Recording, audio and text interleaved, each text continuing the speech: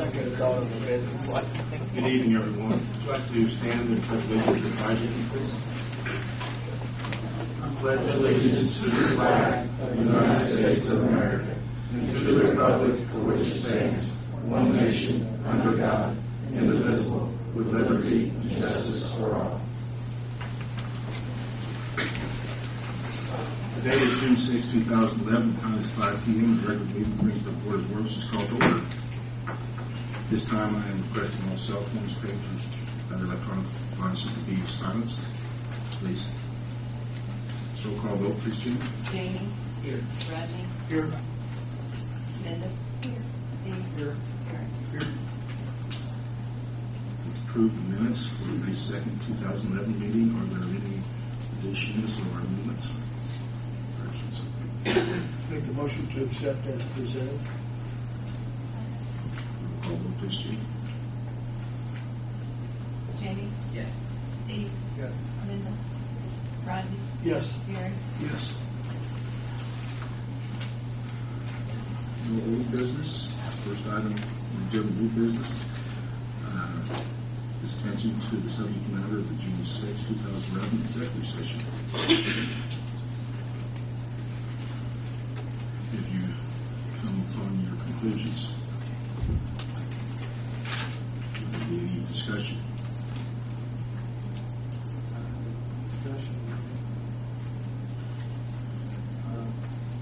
I would entertain a motion. I'll make a motion to add 1 day suspension without pay. Or second? Second. Is there any more discussion? Hearing none, roll call vote, please, Chair. That's 1 day suspension without pay. Jamie. Rodney. No. Linda. Yes. Steve. Yes. Karen.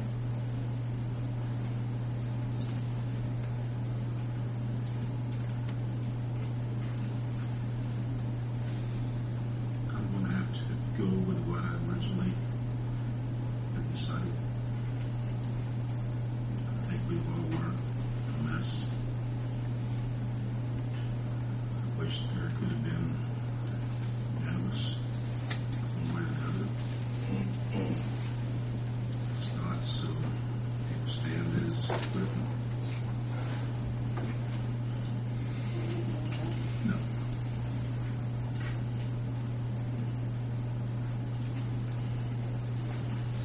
Second item on the agenda is Tri-Kappa 4th of July parade. Make a motion and no further action.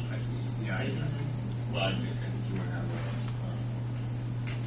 some sort of confirmatory motion. I'll make a motion to no further action as necessary. Second. More discussion. We'll vote on that as well then. Roll call vote, please, Jim. No further actions is necessary.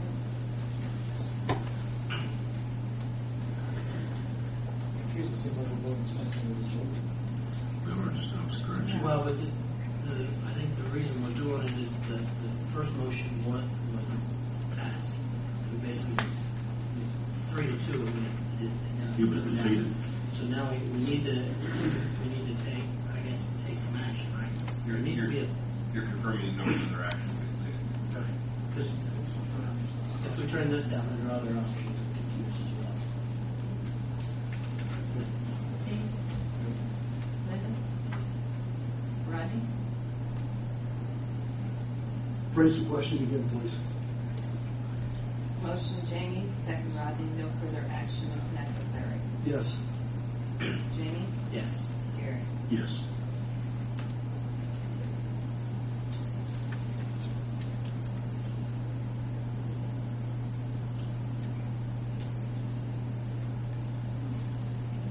Thank you. Next item on the agenda is the Tri-Kappa 4th of July parade road closures. Good evening. I'm Doris Holtkamp, and I'm representing Tri-Kappa. I have to do the road closures and the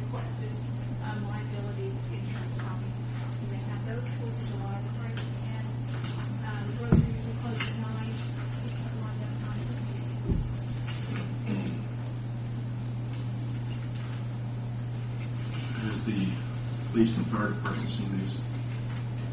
No.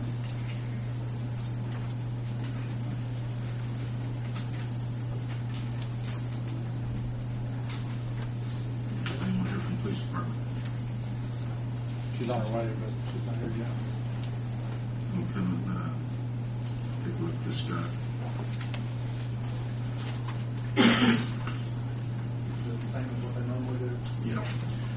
Designate areas. Franklin to Washington, back to the funeral home, basically. Same as always. Franklin, East Central, West Central, East Hendricks, West Hendricks, East Coleman, West Coleman. I don't have a problem with it, but I don't have a lot of information.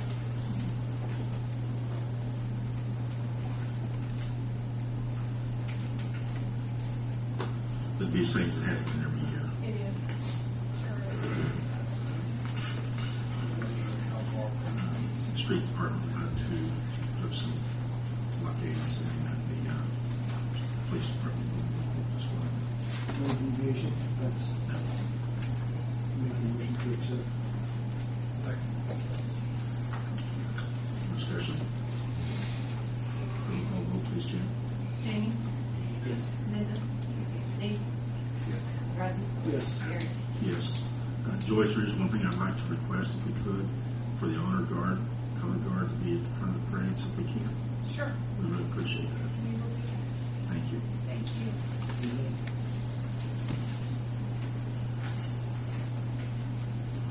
Next item, Mike Greiwe.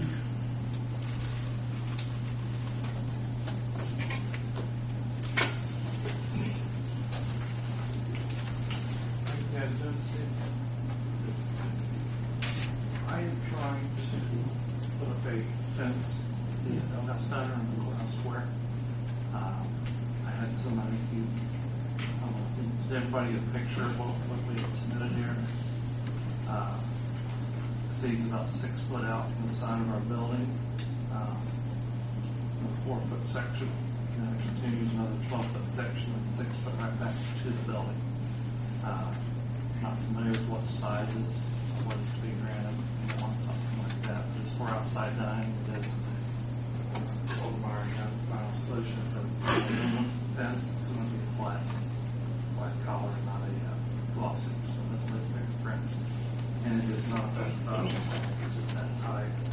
The circles in it for the frost figures. It's a picture that you have right there. There's the asterisk on it, I believe. This is exact style.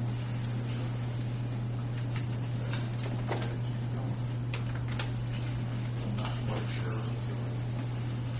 what sizes would be allowed. I don't know how high to go up or anything along that line. It would be more custom, however you need. This is closed directly to the west as well. It is closed out. Ms. Kathy in the chambers. Kathy, what stipulations do we have, requirements on this? Well, he's only allowed to block off half of the sidewalk. We have an ordinance that states that only half of the sidewalk is allowed to be blocked off. You know, that way if it's a 4 foot sidewalk, 2 foot can only be blocked off.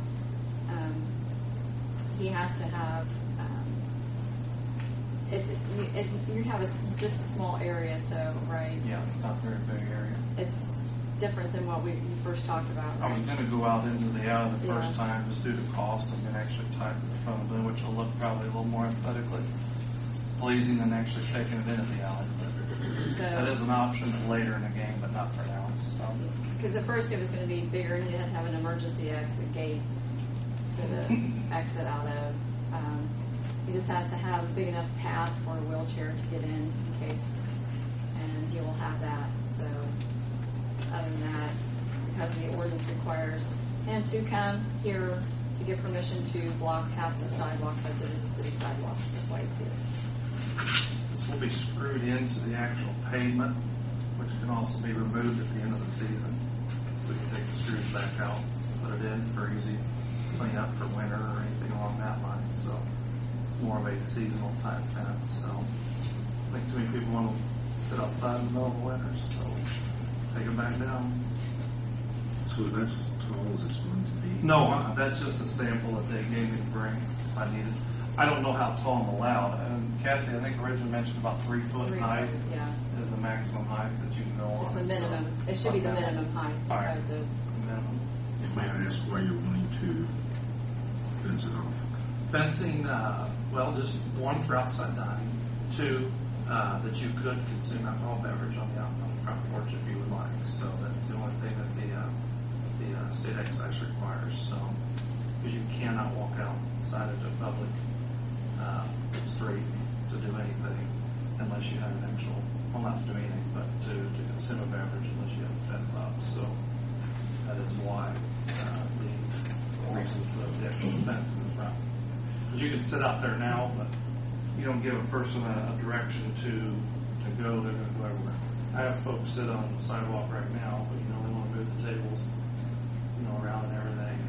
And this way the tables kind of drawing. It's not the best drawing, but the tables would sit up right against the fence, like you would see in downtown Indianapolis or Broderick or anything along that line. Just a artsy area. And what is the distance from the front of the building to the curb right now? 6 foot, then 9. I think I have the distance from the edge of the fence to the curb is 9 feet. 9 feet 4 inches, I believe, is what I've got on that sheet. Yeah. And then there's another 6 foot. 6 foot out from the building. So 14 foot 4 inches from the actual front of the structure of the building to the curb. That's to the outside curb where the cars pull up. Kathy, did we have a situation a few years ago that we did or didn't approve something like this? Yes, we did. But we kind of compromised because they were wanting to put the tables and chairs next to the curb where people parked, and we didn't think that would be very good because of people touching or car doors opening into where people were sitting to eat. So that was not approved then at that time? No, we compromised and they moved it closer to the building. So they can't do it, Yes. even right now, as long as they put the fencing up? Well, the reason you don't have to have fencing, the only reason that he is trying to put the fencing up is so he can provide, if someone wants to take, an alcoholic beverage out while dining, they can do so. The excise police, that's one of the requirements in order to have the alcoholic beverages outside his facility is a fencing, which kind of stipulates as his building per se or a barrier. So their business has been approved to do this as long as it's fenced, Right. but they've never done it. No. I'm sorry. So you're allowing 9 feet for pedestrians, Yeah. correct? You're allowing 9 feet left Oh, for absolutely. pedestrians? Yes. Yeah, we are a restaurant that serves alcohol and not a bar that serves food. So there's your biggest stipulation. There's a huge big difference on that. So we have hours that close by 8 during the week, Monday through Thursday, 10 o'clock on Friday, Saturday. So it's all in an effort to try to increase downtown growth and everything. We're getting about 5% business from the courthouse right now. We're bringing in about 95% from outside, which is kind of cool. It's bringing in a lot of new business, I think, during the food. So it's a plus. And this is just something I think this would add to the whole ambiance, being able to sit outside on the porch and listen to some music and have a dog and a drink and kind of go about your Where does the private property start and where does the city property start? Normally it starts at the front of the building. The city owns the complete side. Property lines is at the front door.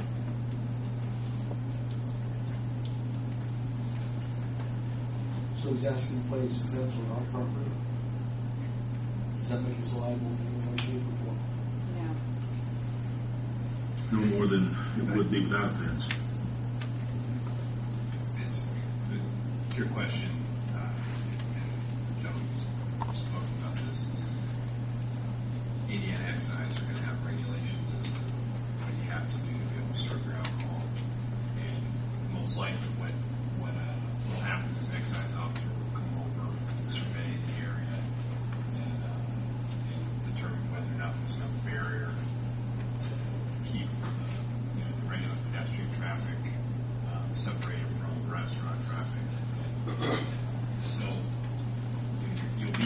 line with state law. The excise officer will come and sign off on it. The same plans have been submitted to the excise. Yeah. I'll have to do that prior to even coming to meet you.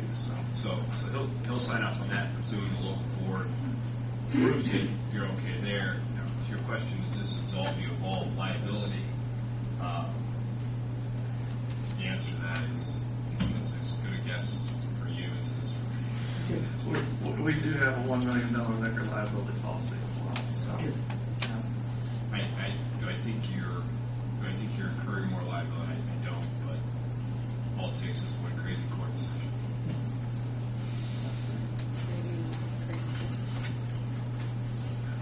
I guess my thoughts are, I don't know how the fence would actually line up with the guidelines that Historic Preservation Society's going to put in place for so can Brian Rollins elaborate? I think that the type of fence, of course, the design guidelines at this point are not in place, so he's still free to do what he wishes. But I could see that passing as well within the High Palmer program, where we introduced the original dining ordinance, the outside cafe ordinance. So, in an event to kind of specify and try to encourage dining outside as well. So this falls right within the suggestions of the High Palmer downtown action agenda. So, and I think Mike's gone through all the requirements there. But as of now, the design guidelines are not in place, but it is a typical wrought iron fence, and I think it would probably fall. I can't speak on behalf of the commission, but I think it would be something that would be acceptable. So your agency has no concerns? Main Street Greensburg does not. We actually have been working off and on with Mike, and we actually try to encourage outdoor dining as much as possible because it brings more activity to the downtown, shows people on the sidewalk, attracts even more people on the sidewalks, and that's what we like. And particularly Mike himself has gone through a number of regulations and between the excise and you folks here to try to make it all fit within the ordinance and be on the up. So.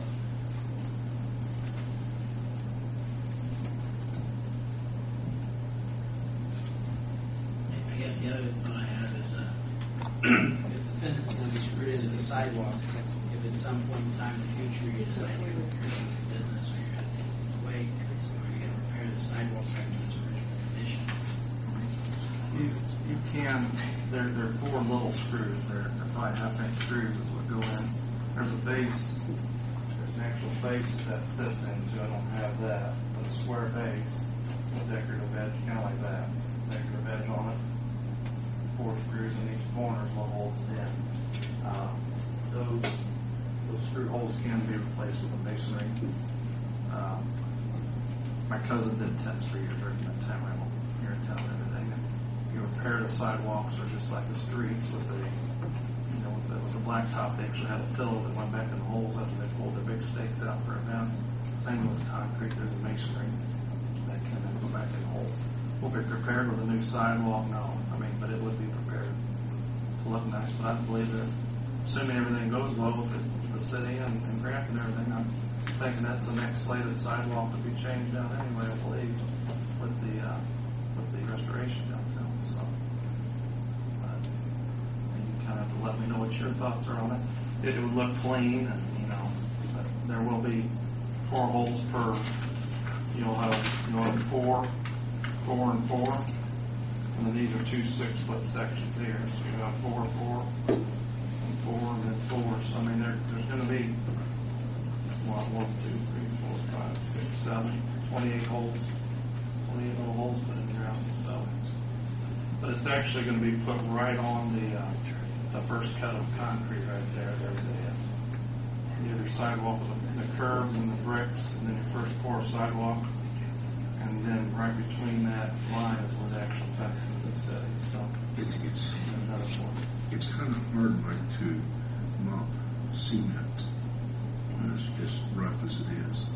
How are you going to try and maintain that well, cleanliness? Board of Health kind of really mandates that and watches it with your from hosing. I'll have to check with Jane on exactly what's required on that. But cleanliness is number one. I don't want to have something looking nice. Nobody's going to want to come in the restaurant if the outside looks bad, obviously. So there will be a lot of great strides to be made to keep that clean. So it's I'm not going to say nobody's going to.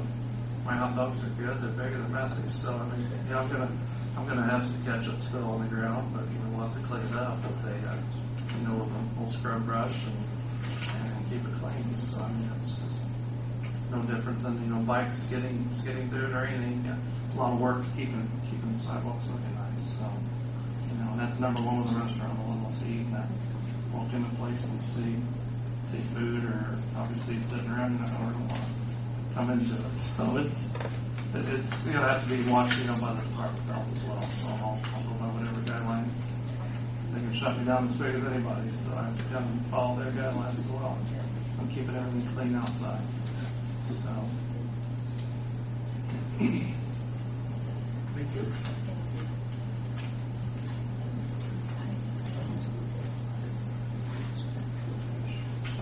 Entertain a motion. Mayor, I just be concerned if we do the next side of the square with the pavers, there is that sand filler in between, and washing and power washing, we might disrupt that. And we'll just be aware that that is the next side of the square that we want to do with pavers and match that. And if we're putting screw holes in pavers, we might have to buy a couple extra pavers to replace them. That might be something that you do between seasons for whichever ones you're anchoring into. Which should be acceptable. I understand that. If you are power washing, then getting the sand back in between them, so we don't have any. Something I did like that you guys. I mean the blacktop underneath. Yeah, that was the kind of asphalt bed, super and then close. there's kind of a mastic in there that holds it, but they can shift a little bit. That's why you put the sand in between. So just if you're scrubbing and hosing, just the pressure that you use is going to be crucial to try to keep that same base. And again, I think that, valid point. I think that does go though with keeping it looking nice. I mean, you're not going to want to see a bunch of bricks tore up, and it's just not going to do really well. So it's all about image. Really. So keeping things looking well.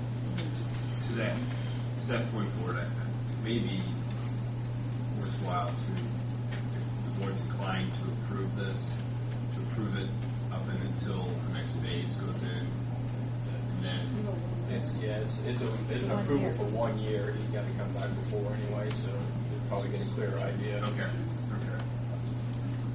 And that satisfies. If it's a 1 year variance. But the downtown on the north side may not be redone for 2 or 3 years. We need to make some sort of stipulation when that is done, some sort of protection is done for that new sidewalk. Correct. That was the purpose for raising it. You made it gives Gary. I wasn't sure it was only a year Yeah. duration that they're seeking. Yeah, at some point Gary's going to have some input as to how they're going to put that fence in and how you're going to ensure that the pavers stay in place, et cetera. Even if we did get a grant, we do have some plans prepared, but to bend it wouldn't be anytime soon. So motions be made to revisit this situation during the time that we renovate the downtown on the north side square. Just for 1 year, then I guess come back and we'll make over. I think that's the request. I think that's what, according to the Main Street. But 1 year may not work for the city. No, So we wouldn't have that under construction like It's that. But when it does happen, 2, 3 years down the road, they're going to have to come back because we can't let them disturb the way Well, that they sidewalks. just have to be agreeable to work with us, come up with a solution that's acceptable to keep it up. Yeah, But won't we know that more next year when it comes back for its application of, time schedules and such? If next year we should have some idea of when the next round of grants will be going through, our timeline on construction and such. So, next year, if he comes in like April, let's say, and we know that come August we're going to be letting it out for the following year, then we could go ahead and let him next year, but not the following year. Because it's only a seasonal thing. He's not gonna do it in November when, you know, it's rigid outside and. unless I would he's gonna- agree through Fall Festival next year. So, yeah, I mean, that would give him next summer also to have it there. I don't think we would have anything in place to be reconstructing that next summer. I appreciate the efforts Mr. Greiwe's trying to make in order to make his business conducive to himself, to improve his business, but also to dress up downtown to bring a better business. And I would make the proposal that we, I make the motion to accept what he's wanting to do. Also, that the fact that he needs to come back and revisit this next year in regards to the historic group.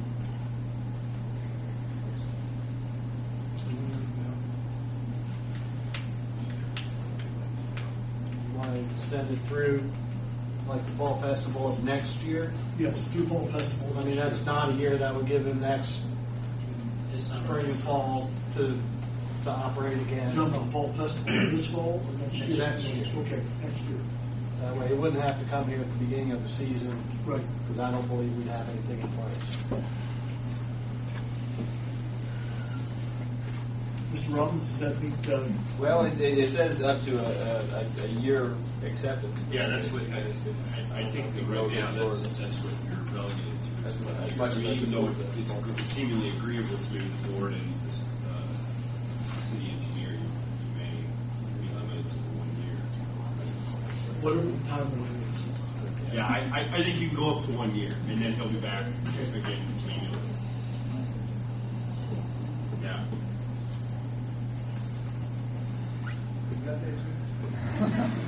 I'll second that. Any more discussion? Hearing none. Judy? Jamie? Yes. Linda? Yes. Steve? Yes. Rodney? Yes. Gary? Yes. Thank you. Thank you.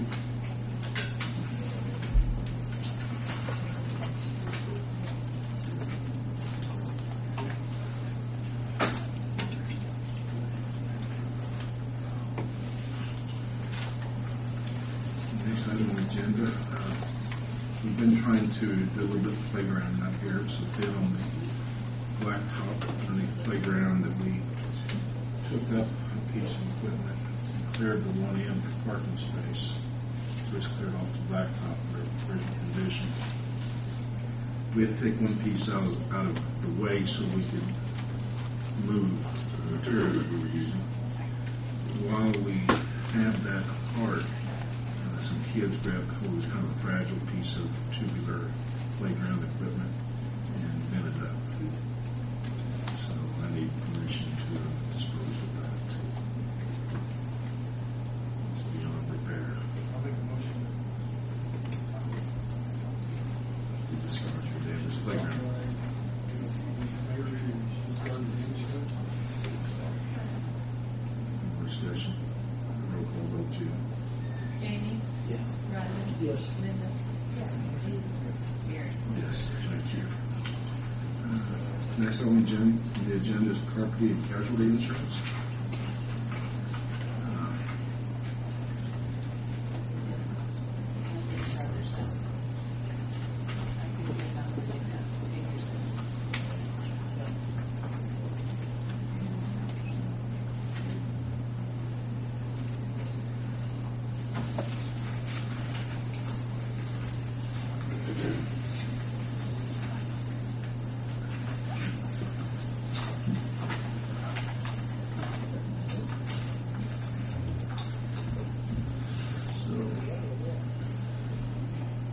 So let's go first.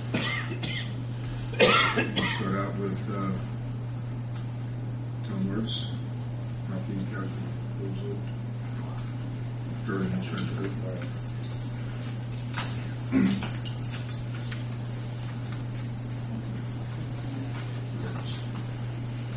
Good evening. Good evening, Tom. We put together a proposal we got from the Indiana Municipal Insurance Program. that's in conjunction with Argonaut Insurance Company. And we matched up benefits as apples to apples, as by now you're all aware, it's always apples to apples, but as close to apples as we could. There are some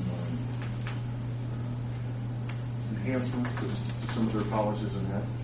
I'm going to have my associate, Al Brown, who's our property casualty specialist in our agency. I'll let him go through all of that. So I'll ask him to come up and speak, go through the numbers of the policy on behalf of our agency. Please.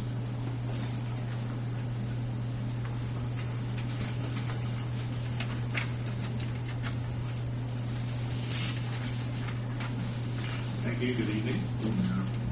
I don't know exactly how you want to go through this, or how much detail, but I'm prepared to go through it in whatever manner you perhaps see fit.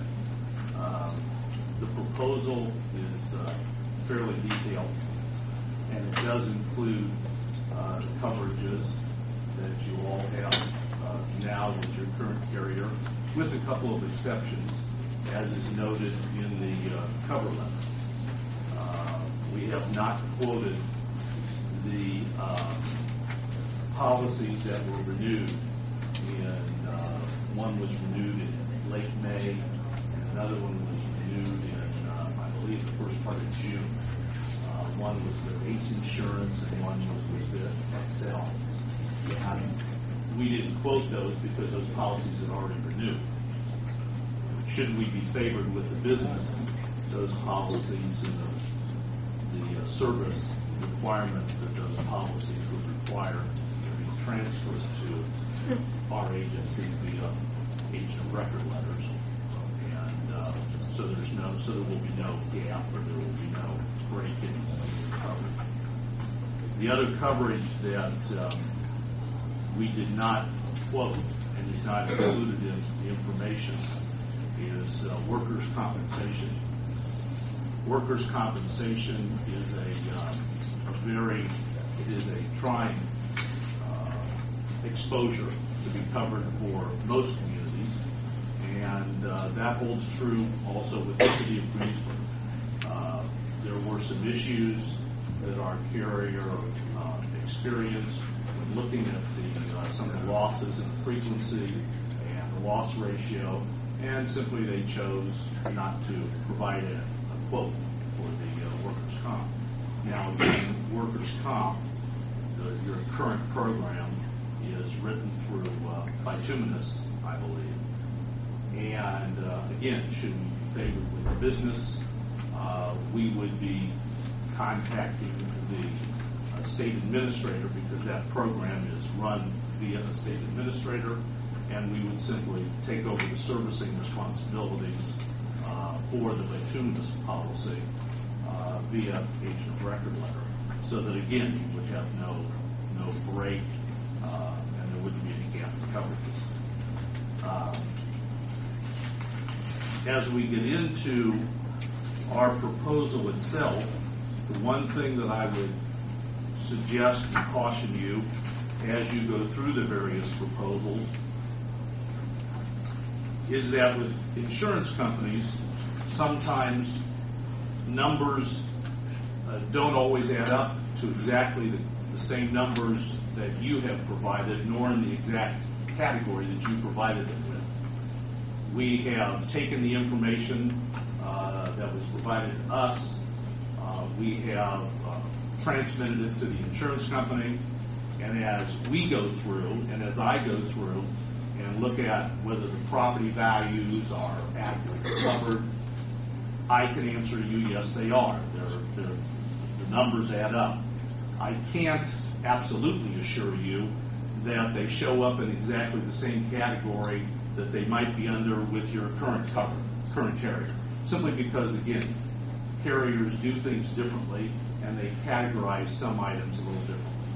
But the numbers are there, they've added up, we have checked them, and the limits are there.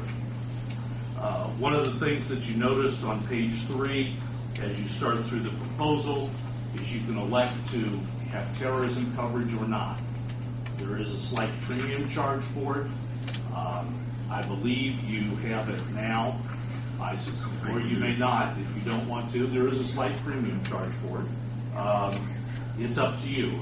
They tell you right on the page that it's $1,953.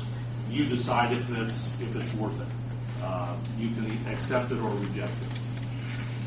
I think it was less than that last time we turned it down.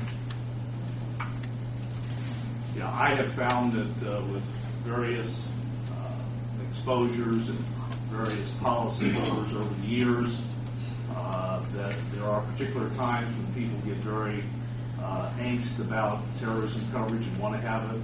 There are times when not, and it's hard to. That's why we simply provide it, and the carriers provide it, and then you, as the insured, you simply make your decision. Al, can I ask you a question? Sure. Sure. The other ACE policy, or acceleration policy, what is it? Do you know what it's for? You've got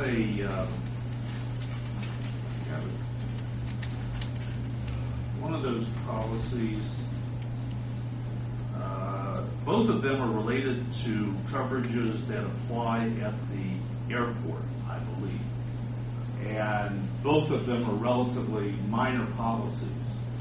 And both renewed, as I said in the cover letter, one, I guess, renewed on May the 10th, and one renewed actually April 25th, so I was wrong. I was off in the months. But we saw no reason that you'd want to make a change in those policies. Does that answer the question? Do you know what it's for?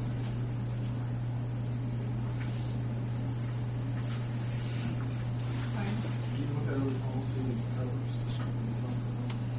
One of them has to do with public officials on the aviation board. In the very front of this was the policy that had already renewed.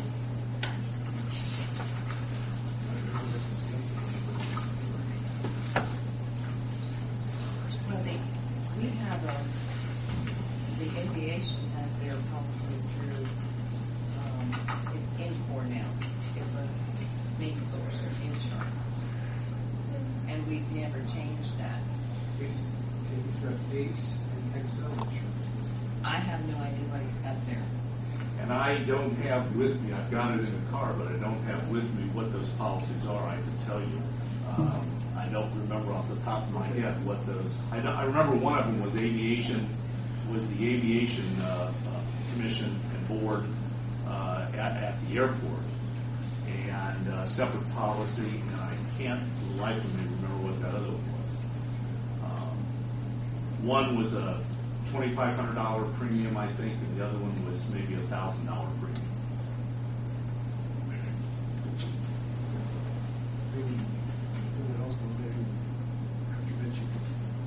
Yeah, I'll be glad to go out to my car to get it. I know exactly where it is. I just didn't bring in the whole folder. Okay.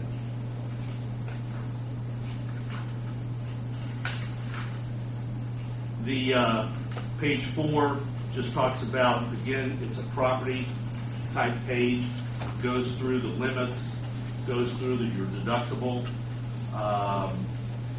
Nothing. Before I say that, let me just do one thing.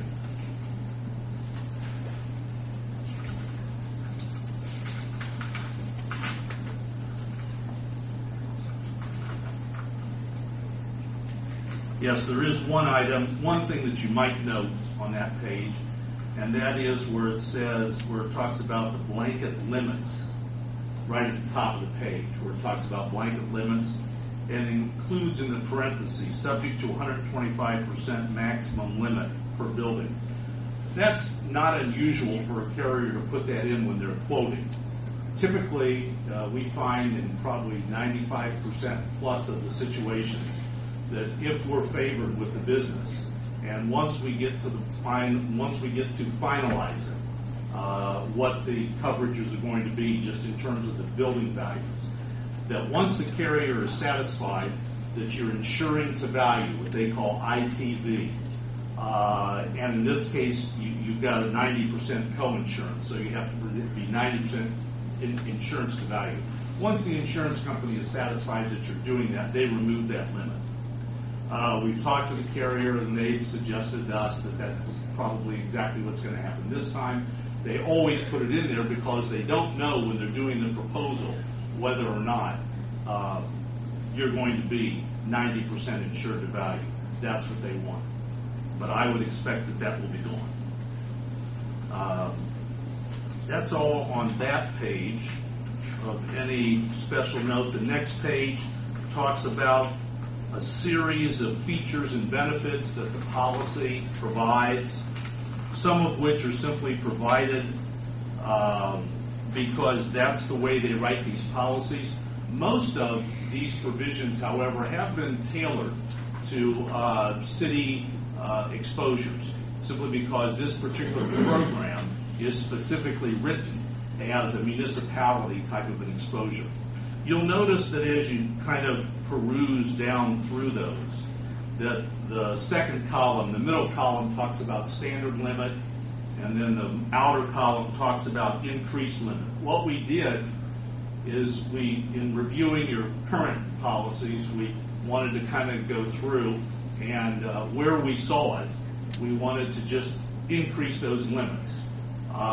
We might not have seen everything, but these categories, as listed on the left, can typically be bought up, if you will.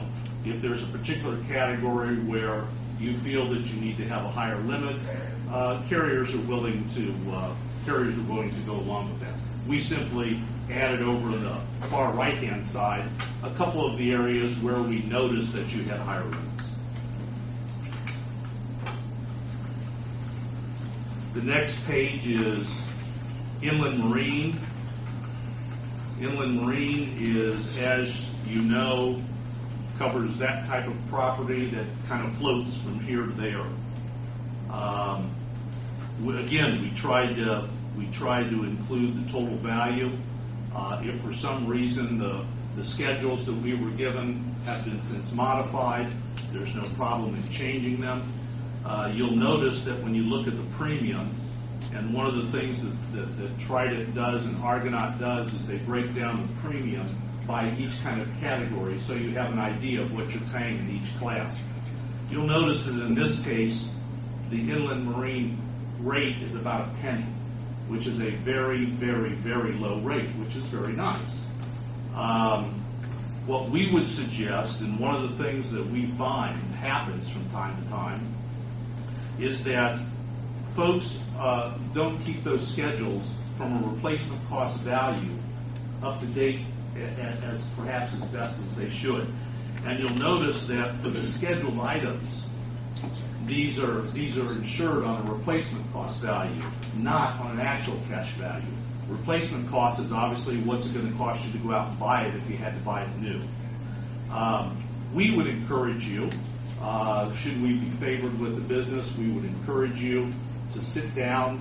We would want to go through it, through the coverages with the department heads to make sure that in that area you've got the right kind of coverages, because typically we find that there is some understating, not intentionally, it's just that people don't keep up with it, what that replacement cost value is.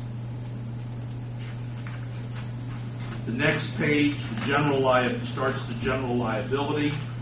You'll see that the limit's $1 million, $3 million, which matches up to your current policy. One area that you might make a note of is when we talk about the miscellaneous and we talk about dams over 25 feet in height, et cetera, down in the middle of the page, it refers to dams.